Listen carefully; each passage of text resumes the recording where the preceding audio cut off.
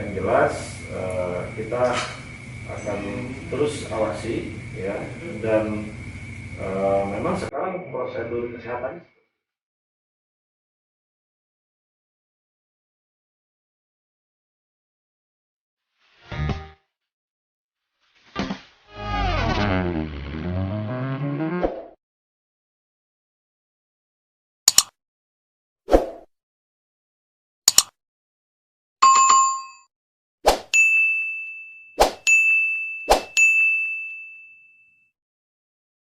dunia kan sedang berduka terkait pandemi Corona 19 yang sudah nyaris 9 bulan ini.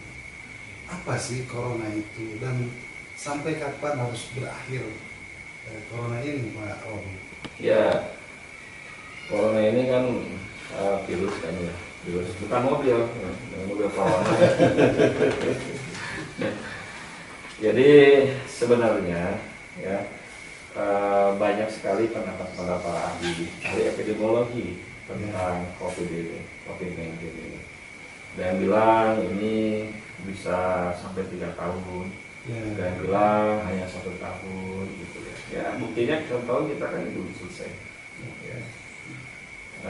Kemudian juga ini bisa dicegah dengan vaksinasi ya. Kemudian juga bisa dicegah dengan penerapan protokol kesehatan. Kemudian ya bisa menyebabkan kematian, bisa menyebabkan gagal napas ya. Tapi juga bisa sembuh, karena yang sembuh lebih banyak ya. Yang sembuh banyak ya, kan paling banyak kita yang sembuh itu. Nah, ini penyikapan kita ya kepada COVID ini, jangan terlalu takut, jangan juga meremehkan gitu ya. Apalagi sombong gitu. Jangan terlalu takut dan jangan meremehkan, apalagi sombong. Gitu. Jadi memang kita harus waspada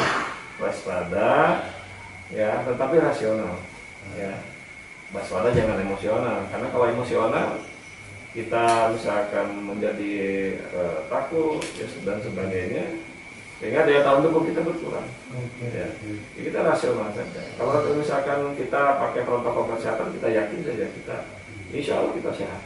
Nah, jadi memang ini di awal-awal ini kan kita banyak yang panik ya.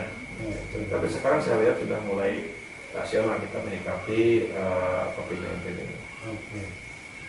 Pak Wahbu, kan bulan Maret 2020 itu muncul positif di Wanaraja ya.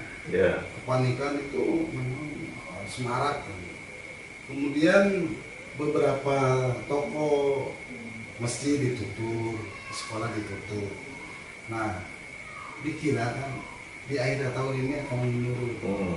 Tapi akhirnya kenapa Garut sampai 2.700 yang data dari itu ya. Yeah.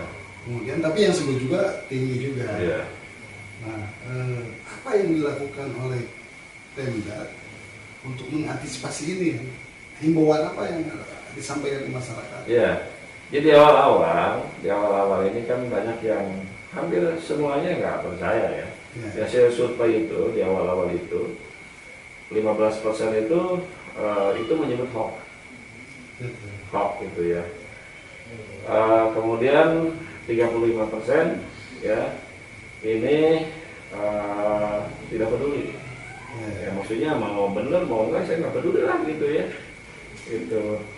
Nah, sisanya nggak percaya gitu. Jadi harus 100% itu kita harus memberikan kewaspadaan, harus memberitahu masyarakat ya. Tapi masyarakat sendiri kadang nggak terlihat, si virus itu kan nggak kelihatan. Mana virus itu kan? Sehingga kita melakukan upaya-upaya shock terapi. Makanya ketika ada yang positif kita langsung pada waktu itu kemudian semprot, kita tawar dan sebagainya, kita upayakan agar masyarakat itu betul-betul ini kenyataan, ini realitas ya gitu. Nah, ada hal lain yang harus diperhatikan karena kita kan ada backcase ya, ada backcase. ada prosedur-prosedur dari Departemen Kesehatan yang kita harus mengikuti, ya. Dan itu dari awal itu terus berubah, ya, berubah, menyesuaikan dengan kondisi dan situasi yang berkembang, ya, baik di masyarakat atau perkembangan dari virus itu sendiri. Ya, ini makanya kita ngikut protokol kesehatan, kita juga mengikuti ya aturan-aturan, definisi-definisi, prosedur-prosedur yang sudah ditetapkan oleh Kementerian Kesehatan. Nah itu, jadi kalau misalkan di awal misalkan begini kok sekarang begini ya itu. Nah sekarang kita itu lebih fokus ya, karena vaksin belum ada. Ya mudah-mudahan vaksin itu dari pemerintah pusat itu informasi terakhir itu antara bulan Januari Maret lah mulai ada vaksin. Januari Maret. Ya, Januari kan bulan depan. Ya. Vaksin itu untuk seluruh manusia. Ya, jadi target dari pemerintah itu 60% untuk tervaksin. Karena kalau ada 60% sudah divaksin, dianggap bisa melindungi yang 40%-nya. Ya, jadi dan kemarin sudah ditentukan umur yang akan mendapatkan vaksin secara gratis, ya. Nah, ada juga yang mungkin harus bayar gitu ya, itu dari. Tapi saya juga belum mendapatkan kejelasan selanjutnya itu untuk vaksin ini. Gitu. Januari ya, Januari Maret. Ya mudah-mudahan kita doakan secepatnya, karena memang yang bisa menghambat ini adalah vaksin. Ya, yang bisa menghambat ini. Ya mudah-mudahan secepatnya, nggak Maret lah, Januari gitu. Tapi katanya sudah ada sekarang vaksinnya. Ya, ya. Gitu. Nah terus dok, beberapa warga yang positif kan diisolasi Ya. di beberapa tempat. Gitu. Apa saja sih asupan yang diterima oleh para pasien yang positif itu? Terus tempatnya di mana saja? Iya, iya. Jadi kita kan menyiapkan tempat dibagi dua, kira-kira dua lah secara garis besar. Pertama adalah tempat bagi pasien yang gejala sedang dan berat. Ya. Nah, yang punya gejala sedang dan berat itu kita tempatkan di rumah sakit umum. Kenapa di rumah sakit umum? Karena memang di kita rumah sakit umum lah yang mempunyai peralatan yang lengkap. Itu yang berat ya? Yang sedang berat. Oh, yang sedang berat. Ya, karena yang sedang itu dikhawatirkan nanti cepat menjadi berat, itu yang kita khawatirkan. Dan yang tersedia peralatan yang cukup itu di rumah sakit umum kita, rumah sakit umum Selamat dan rumah sakit umum Pamungkas. Nah, yang paling utama ventilator, alat untuk membantu pernapasan kalau ada gagal napas, gitu kan. Ini makanya pasien yang sedang dan berat itu kita tempatkan di rumah sakit umum dan di rumah sakit umum Pamungkas. Gitu. Nah, rumah sakit umum Garut setelah bertahap kita terus dari mulai ada tempat perawatan 2, kemudian 10, 20, 70, 100, nah sekarang 120. Ya. Nah, ada yang yang kedua adalah pasien yang ringan atau tidak bergejala. Ya. Nah, ini ditempatkan di rumah sakit, kemudian di klinik Medina, rumah sakitnya saya itu ya, rumah sakit Arisokuin itu, ya, rumah sakit Guntur, rumah sakit Husada, ya, kemudian juga rumah sakit Medina, rumah sakit darurat Medina, ya. Kemudian juga tempat-tempat penampungan, ya, di rusun, kemudian di Diklat KB yang pinggir rumah sakit. Jadi memang pinggir KB ini kan kalau ada apa-apa itu bisa cepat dibawa ke rumah sakit. Itu yang ringan. Yang ringan, ya, yang ringan sama yang tidak bergejala. Kalau yang ringan dan tidak bergejala berapa lama isolasinya, berapa hari? Sebenarnya sama ya, 10 sampai 14 hari, ya, itu.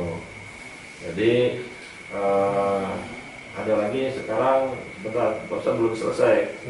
Islamic Center kita tambah, ya, karena memang dengan kemarin itu yang rusun baru 1 minggu dibuka udah penuh 100 padahal itu 100 pasien gitu. Jadi memang pada waktu itu kemarin kita berusaha cari agar semua bisa kita lakukan perawatan, Gitu. Islamic Center sudah.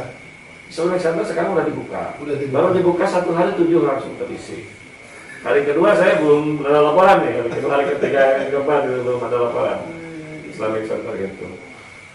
Jadi memang kita bagaimana caranya agar semua yang terkena positif itu bisa selamat, ya, bisa dilakukan perawatan dengan baik. Fasilitas pemerintah apa saja? Itu semua fasilitas pemerintah. Oh, Ya, yang dibantu oleh fasilitas pemerintah maksud saya ya. Karena tadi dari swasta ya, rumah sakit swasta kan ada, kemudian Medina juga kan. Gitu. Yang milik kita itu tadi rusun, kemudian Islamic Center, milik kita itu ya. Kemudian di KB juga punya pusat, ya. Ada. Nah, Pak Wahub, ini banyak yang bertanya kan, ketika dinyatakan warga positif, kemudian dibawa oleh tim Satgas, katanya ada bantuan untuk keluarga yang ditinggalkan. Ya, jadi ada caduk ya, Ya. caduk. Ya memang karena kita beranggapan dia tidak bisa bekerja kan, gitu. Dia dirawat, ya, kemudian kita berikan bagi keluarganya. Pak Wahub, ini terkait PT Changsin, mana semakin perkembangannya semakin tinggi dari 5, 15 sampai 40. Apa tindakan pemerintah daerah? Itu kan satu titik. Ya, jadi memang kita sekarang COVID-19 ini sudah banyak klaster. Ya. Pertama kan yang pertama itu klaster keluarga. Ada sampai 40 keluarga. Ya. Karena suami istri gitu ya, ada yang suami anak gitu ya, dan anaknya, istri anaknya. Kemudian ada klaster pesantren, ya. Pesantren ada sampai 100 lebih gitu ya. Nah, kemudian terakhir ini ada klaster pabrik, ya. Klaster pekerja yang mana kita sudah pada tahu bahwa Changsin ini adalah salah satu pabrik terbesar di Kabupaten Garut yang mempekerjakan kurang lebih 9.000 lah, 9.000 sampai 10.000. Jadi ini memang banyak masyarakat kita yang bekerja di Changsin ini, ya. Dan itu yang 9.000 10.000 itu hampir semuanya orang Garut. Hampir semuanya. Ada dari luar, ada sebagian besar itu dari masyarakat kita, masyarakat Garut. Sehingga ketika ada yang positif, ya kita betul-betul harus melakukan sesuatu yang sangat tepat, sangat strategis, ya. Pertama untuk keberlangsungan daripada pekerjaan masyarakat kita, ya, agar tetap mendapatkan gaji, mendapatkan upah. Tapi juga yang lebih penting adalah bagaimana keberlangsungan kesehatan daripada masyarakat kita juga. Ya, 9.000 itu harus sehat, kan? Harus terlindungi. Gitu. Makanya saya juga sudah mendengar banyak usulan-usulan yang bagus-bagus gitu ya. Yang luar biasa perhatiannya. Di Kabupaten Garut ini ada yang mengusulkan udah semua di tes swab gitu ya. Yang 9.000 10.000 itu ada yang udah dirapid gitu semua. Sehingga bisa dipisahkan yang positif sama yang negatif. Memang di awal-awal, ya ini perlu saya sampaikan, di awal-awal memang harus seperti itu. Karena prosedur dari Kementerian Kesehatan begitu, tapi sekarang ya prosedurnya itu terus berubah, ya. Nah, oleh karena itu kami sudah rapatkan dengan Bapak Bupati, ya. Ada beberapa hal. Yang pertama, pabrik ini tutup dulu, ya. Untuk apa tutup dulu? Pertama, kita pastikan bahwa pabrik ini steril. Maka kita lakukan disinfektan, semprot, ya, kita semprot, ya. Mungkin tidak cukup satu kali semprotnya, bisa pagi, kemudian sore, ya. Jadi kita pastikan bahwa Changsin ini steril. Ya. Nah, kemudian juga yang tidak kalah pentingnya adalah bagaimana kita memastikan agar semua karyawan, ya, semua manajemen, ya, dan tentu kita semua, ya, itu mengikuti protokol kesehatan, ya. Jadi semacam ada fakta integritas lah, semacam ada komitmen bahwa semua ya, karyawan itu mengikuti atau patuh terhadap protokol kesehatan, baik 3M ataupun misalkan kalau makan juga mungkin ya ini harus jangan bareng gitu ya, makan. Kemudian juga pas pulang, pas masuk itu juga jangan berkerumun. Nah itu harus dipastikan sehingga tidak ada penularan di dalam. Ya. Jadi kalau semua mengikuti protokol kesehatan itu kita bisa pastikan tidak ada penularan di dalam. Kalau semua mengikuti protokol kesehatan, sehingga tidak ada yang dinamakan kontak erat ketika ditemukan yang positif. Karena itu kalau dia sudah berhenti kemudian masuk lagi, ya kita pastikan semuanya mengikuti protokol kesehatan, kemudian bekerja di situ di pabrik, ya. Kalau ada yang ditemukan yang bergejala, itulah yang kita lakukan tes, ya, tes swab. Kalau misalkan ada satu orang bergejala, ya udah tes, gitu ya. Satu orang itu, ya itu berbeda dengan kemarin kan kita yang bergejala berapa orang dites, yang kontak erat semua kita anggap kontak erat, ya. Karena kita belum bisa memastikan waktu itu yang protokol kesehatannya patuh 100% atau tidak. Nah, jadi kalau misalkan kita kita ada yang sakit, kemudian ada yang positif, kemudian langsung dilakukan isolasi. Gitu. Kalau yang negatif, yang bergejala itu istirahat lah gitu ya, istirahat ya. Yang bergejala tapi negatif mungkin flu biasa, ya atau batuk biasa atau sakit tenggorokan, faringitis dan sebagainya itu rawat lah gitu ya. Gitu. Nah, yang sisanya yang bisa bekerja. Jadi pastikan tutup dulu ya. Tutup dulu, karena kita harus memastikan steril, ya. Kita memastikan steril. Nah, kecuali kalau misalkan tidak ditutup tapi pasti steril gitu ya. Apa lagi gitu ya. Kalau misalkan tidak ditutup bisa kan dipastikan steril ya. Gitu. Dipastikan dulu steril ya. Kemudian ada komitmen dari karyawan untuk protokol kesehatan, ada komitmen pun dari manajemen untuk mengawasi, mengevaluasi, monitoring, bahkan bisa saja melakukan sanksi. Gitu. Jadi dari manajemen pun harus seperti itu. Kemudian juga ya tentu dari pemerintah pun sama ya, itu melakukan evaluasi terus, monitoring ya terhadap kegiatan-kegiatan bukan hanya di pabrik sanksi, karena kita juga banyak pabrik kan yang lain. Nah makanya kalau misalkan ini mau diterapkan di pabrik-pabrik yang lain ya, kebijakan seperti ini. Oke. Warga Garut itu penjelasan mengenai Changsin itu berlaku tidak hanya Changsin, karena saat ini sedang tren Changsin selain sebagai industri paling besar di Garut dan yang terdampak positif juga memang cukup banyak. Jadi berhentikan dulu, kata Pak Wabu, berhentikan dulu, pastikan steril, bersih dari COVID. Kemudian masuk lagi karyawan. Nah, kemudian masuk lagi karyawan. Dan kita pastikan mereka memakai protokol kesehatan.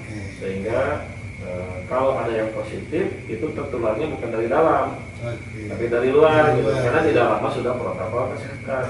Gitu ya.